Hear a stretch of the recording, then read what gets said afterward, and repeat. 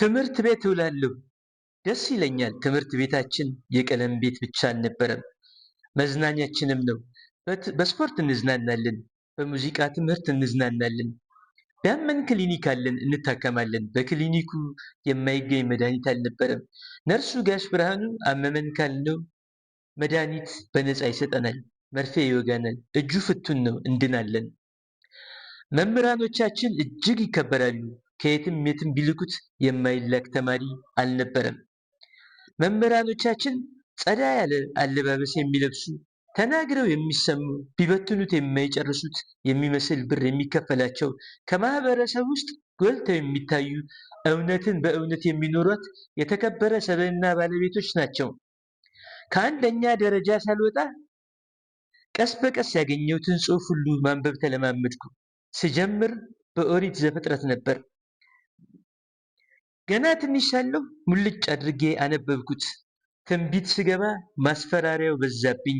ባልዳበረ አእምሮ ወንጌል ላይ ስደርስ ምስጢር ሆነብኝ። ራእይና እኔ አልተግባባንም። ውስጤ ያሉት ናቸው መሰለኝ አላደማምጣሉ። መጽሐፍ ቅዱስን ማንበብን አቆምኩና ጋዜጣና መጽሔት፣ ታሪክና ምሳሌ፣ የነሰንዝሮ ተረት ሳይቀር ያገኘሁትን ሁሉ ማንበብ የልጅነት ስራዬ ሆነ። ከብዙ ጊዜ በኋላ የጎረቤታችን ያድዬ የመጀመሪያ ልጅ ሰለሞን ተስፋዬ ገጠር ውስጥ አስተማሪ ሆነ። ከገጠር ቶሎ ቶሎ ስለማይመጣ መጽሐፎችን ይገዛና ይዞ ይሄዳል። ለረፍት ሲመለስ አንብቦ ጨርሶ በፊት የገዛቸውን ቤታቸው ያስቀምጥና ሌላ ገዝቶ ይሄዳል። አንድ ዕለት ቤታቸው ስገባ መካከለኛ ይዘት ያላት መጽሐፍ አየሁ። የኔን እኩያ ወንድምየውን አሳየኝ አልኩት። አንስቶ ሰጠኝ። ደራሲ መቶ አለቃ አንዳርጌ መስፍን ትላለች። በደስታ እያገላበጥኩ ሽፋኑ ላይ በጥቁር ቀለም የደመቀች የደም ጠብታ የተሳለበት ከራስጌው ጥቁር ደም የሚል ጽሑፍ ሳይ ስለ ጥቁር ደም ምንነት የማወቅ ጉጉቴ ጣራ ነካ። ላንብበው፣ ነገ ሳላቆሽሽ እመልሳለሁ፣ ለዛሬ ብቻ ስጠኝ ብዬ ወንድሙን ስለምነው እናቱን እየፈራ መጽሐፉን አንስቶ በልብሱ ውስጥ በመክተት ውጪ ይዞ ወጣና ሰጠኝ። ጥቁር ደም ጋይንትን ያማከለች ዞጋ መድኃኔዓለም መስቀቻ አካባቢ ሀተታዋን ያደረገች ምርጥ መጽሐፍ ናት። ወጥ ታሪክ ስለነበራት ገጽ 35 እስክደርስ ታገለችኝ። ከዚያ በኋላ የቀረውን ክፍል ማስቀመጥ አልቻልኩም። የአባ መሐሪን ታሪክ ውጣ ውረድ ፍጹም ተመስጬ ሳነብ በሌላ ሰው ልቅሶ ላይ ከሞተ የሰነበተውን የሟች ወንድም ስም እያነሳ ወረታው ተበጀ ምን ወንድም አለው እንደ አህያ ሬሳ ወድቆ የቀረው ብሎ የነገሩ ሁሉ ጠንሳሽ የሆነውን አስለቃሽ እየረገምኩት ሌቱን ከሳቸው ጋር ስወጣና ስወርድ አድሬ መጽሐፉን ስመልስ ያነበብኩትን ለጓደኞቼ አወራሁላቸው። አይናቸውን ከኔ ላይ ሳይነቅሉ አዳመጡኝ። ወንድምየው መጽሐፉን ስመልስ ብዙ መጽሐፍ አለው እኮ አለኝ። እስኪ ያሳየኝ ያልኩት በልመና። የመጽሐፍ ማዕት። ያ መምህር ብዙ መጽሐፍ ይገዛል። አዲስ የሚያመጣቸውን ሲያስቀምጥ ለእኔ ይሰጡኛል። በዚህ የተነሳ ሰለሞን ከገጠር ሲመጣ ደስ ይለኛል። ያመጣውን ጥሎ ተመልሶ እስኪሄድ ደግሞ እቸኩላለሁ።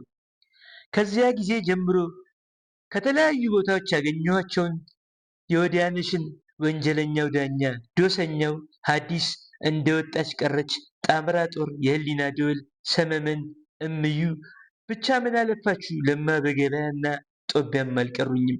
እርስ በርስ እስኪምታቱብኝ ድረስ አከታትዬ አንድ በአንድ አንብቤያቸው ነበረ። ማንበብ በጣም ወድ ነበረ። በአብዛኛው የዚያ ወቅት መምህራን አንድ መለያ ባህሪ ያላቸው። ከውጤትህ አንዲት ማርክ አይጨምሩልህም፣ ካገኘኸው አንዲት አይቀንሱብህም። ተማሪውን ገፍቶ ከማሳለፍ አንድ ዓመት ጠብቆ ድክመቱን አርሞ እንዲያልፍ ማድረግን ይመርጣሉ። ገፍቶ ማሳለፍ የመጡበት ዩኒቨርሲቲ ላይ ድንጋይ እንደ መወርወር ይቆጥሩት ነበረ። በዚህ ባህሪያቸው የተነሳ ለአንዲት ማርክ መሳሪያን እስከ መማዘዝ የደረሱ መምህሮች ነበሩኝ። ከፍተኛ ሁለተኛ ደረጃ ሳለሁ የሁለተኛ ወሰነ ትምህርት ለአንድ ሳምንት እረፍት ከተዘጋ በኋላ ሲጀመር መምህራን የመጀመሪያው ወሰነ ትምህርት ውጤት ለተማሪዎቻቸው ሲመልሱ ገና ግማሹ ፈተና እንደተቀበልን ውጤቴ ከወትሮ ዝቅ በማለቱ የድብርት ስሜት ውስጥ ሆኜ የአማርኛ መምህራችን ክፍል ዘልቆ የፈተና ወረቀታችንን ስም እየጠራ ሲመልስ የኔ ብቻ ሳይሰጠኝ የፈተና ጥያቄዎችን እያነበበ መልሱን ማስረዳት ጀመረ። ያ መምህር የመጀመሪያውን ወሰነ ትምህርት ሲጀምር ለ2 ወራት በአማረ ማሞ የተጻፈውን የልብ ወለድ አጻጻፍ መመሪያ ተንትኖ ነበር ያስተማረን። ሲጨርስ የተወሰኑ የልብ ወለድ መጽሐፎችን እያነበበ መግቢያ፣ መንደርደሪያ፣ ሀተታ፣ መቼት፣ ግምት፣ ጡዘት፣ መደምደሚያ እያለ ሲያስረዳን ሰንብቷል። ለፈተናው 1 ወር ሲቀረን የምናነባቸውን መጽሐፎች ዝርዝር ሰሌዳው ላይ ከጻፈ በኋላ ከእንግዲህ ክፍል አልገባም፣ ፈተናው ከነዚህ መጽሐፍቶች ነው የሚወጣው፣ አንብባችሁ ለፈተናው ተዘጋጁ በማለት ትቶን ሄደ። ከጠቀሳቸው መጽሐፎች ውስጥ ፍቅር እስከ መቃብር፣ ወንጀለኛው ዳኛ፣ ጥቁር ደምና ከአድማስ ባሻገር ሌሎችም ነበሩበት። ባለው ጊዜ ፈተናውን ፈትኖ ውጤት ሲያሳይ የሁሉንም ፈተና ወረቀት ሲመልስ የኔ ወረቀት ጠፍቶበታል መሰለኝ። ይኸው ፈተናው ሳይደርሰኝ ስለ ፈተናው ምላሽ እያስረዳ ነው። ሁሉም ጥያቄ አብራራ ነበር። መቼቱ የት ነው? የታሪኩ ጡዘት ምን ይመስላል? ምርጫ የሚባል የለውም። የማንበብ ልምድ የሌለውን ተማሪ ፈተናው አንገቱን ደፍቶ እንዲሄድ አድርጎታል። እኔም ከብዶኛል። ነገር ግን ማንበብ ሰው እንደሚያደርግ ያወቅኩት ያን ቀን ነበረ። እሱ ጥያቄዎችን እያነበበ መልሱን እያስረዳ ገለጻዎችን እየሰጠ ቆይቶ አንድ ጥያቄ ላይ ሲደርስ ትዝ ሲለው ቆይ አለና ከመጽሐፉ መሃል አንዲት ወረቀት መዞ አወጣ። ወደ ላይ ከፍ ካደረጋት በኋላ ጥላሁን ፋንታ የቱ ነው አለ። ድንገት ስለነበረ መሬት ተከፍታ ብትደብቀኝ ደስ ባለኝ። አጠገቤ ያለች ልጅ እሱ ነው ብላ ጠቋሚ ጣቷን ወደ እኔ ቀስራ ተናገረች። ዝቅ ሲል አፍንጫው ስር ተቀምጫለሁ። ይሄ ነው አለ በአግራሞት። አዎ አሉት። ይሄ ኩታራ ነው እንዲህ ያለው ሲል ምን ያልተገባ ጽፌ ይሆን ብዬ ነፍሴ ልትወጣ ደረሰች። ጥያቄውን ቀድሞ አነበበው። 13ኛ የጥቁር ደም መጽሐፍ የታሪኩን ጡዘት አስረዳ ይላል። መጽሐፉ በጡዘት የተሞላ ነበርና የትጋ የበለጠ እንደጦዘ እርግጠኛ አልነበርኩም። መምህሩ መልሱን ከኔ ፈተና ወረቀት ላይ ማንበብ ጀመረ። አባ መሐሪ ከባለደሞቻቸው ጋር ባለባቸው ጥቁር ደም አባታቸው ከተገደሉባቸው በኋላ ደም መመለሻ የባላንጣዎቻቸውን የቅርብ ዘመድ በማጣታቸው አጎታቸው የሆኑ ካህን ለመግደል ሲወስኑ ዘመዶቻቸው ተው ካህኑን አትግደል፣ ካህን ገለህብኝ ውሃ እፍኝ ጥሬ የሚሰጥህ የለም ቢሏቸው አባ መሐሪ የኔ አባት የዝንጀሮ ነው ወይስ የጦጣ አባት ሆኖ ነው የገደሉት ብለው አሻፈረኛሉ። እንዳሉትም ሰንበት ከቅዳሴ ሲመለሱ ጠብቀው ካህኑን በምንሽር ብብታቸውን መተው ገደሏቸው። እረኛም መሐሪ መጣ አይኑን አፍጥጦ ሆይ መሸሸጊያ ትንሽ ቁጥቋጦ እግሬ አውጭኝ ቢሉ መምሬ ደሱ በረጅም ጥምጥም ጫካ ቢጥሱ ማረነ እያሉ ጸሎት ቢያደርሱ አልማራቸውም ጨካኝ ነው እሱ ብሎ ዘፈነላቸው ይላል። መልሴ ልክ ይሁን አይሁን አላውቅም። ነገር ግን ካነበብኩት ብቆይም ቃል በቃል ከላይ ያለውን ፈተና ወረቀቴ ላይ አስቀምጨዋለሁ። መምህሩን በቀጥታ እዚህ ክፍል አትቀመጥ፣ የፈለክበት ሂደህ ተማር፣ ውጣ በማለት ፈተናዬን ሰጥቶ አዘዘኝ። ያ መምህር ከክፍል ውጪ የኖቤል ተሸላሚ የሚያደርገው ጸባይ ተጎናጽፎ ክፍል ውስጥ ሲያስተምር እብድ በስንት ጣዕሙ ያሰኛል። የክፍሉን በር እጥፍ እንዳልኩ ገለጥ አድርጌ ፈተናዬን ሳያት የሳትኳት አንድ ጥያቄ ናት። ሆ ምን አስለፈለፈኝ በማለት በመባረሬ መቆጨቴን ትዝ ይለኛል። ያ መምህር በአንዱ ክልል ማስታወቂያ ቢሮ በኃላፊነት ደረጃ ደርሶ በስጋ ሞተ አሉኝ። በእኔ አእምሮ ውስጥ ግን በየ40 ደቂቃዋ ራሱን ሲገነባ ኖሮ ዛሬም ሕያው ሆኖ አለ። የወላይታ ተወላጁ የአማርኛ ጠበቃው አክሊሉ አንጁሎ አላምቦ ዶጃሞ ዶሬ ሳምሳሞ። ትምህርቴን ጨረስኩ። 7 ዓመታትም አለፉ። ሌላ ተማሪ ትውልድ ተተክቶ በሱ ውስጥ ራሴን እያየው ትምህርትን በተስፋ ሳይሆን በትዝታ መከታተል ጀመርኩ። ቤታችን ያስጠጋነው ለእናቴ የሚላላክ እንደ ወንድም የምናየው አንድ ትንሽ ልጅ ነበረ። አንድ ቀን ከድካም ለማረፍ ስሰራ ከዋልኩበት ቦታ የወንድሜ ልጅ ነይ እናቴ ጋር ደርሰን እንመለስ አልኳት። የወንድሜ ልጅ እንሂድ ካልኳት ከሐዋርያው ጴጥሮስ በላይ ጠንክራ እስከ ቀራንዮ አብረኝ የምትሄድበት ምክንያት አላት። ተያይዘን ቤት ስንደርስ እናቴ ስትናገር እሰማታለሁ። ለውድ እህቴ ታገኘው ዘለቀ ለጤናችሁ እንደምን አላችሁ? እኔ ከእናንተ ሀሳብና ናፍቆት በስተቀር ለጤናዬ እጅጉን ደህና ነኝ እያለች በዚያ ብላቴና 26ኛ ክፍል ተማሪ ደሴ ላለች ዘመዷ ደብዳቤ እያጻፈች ነበር።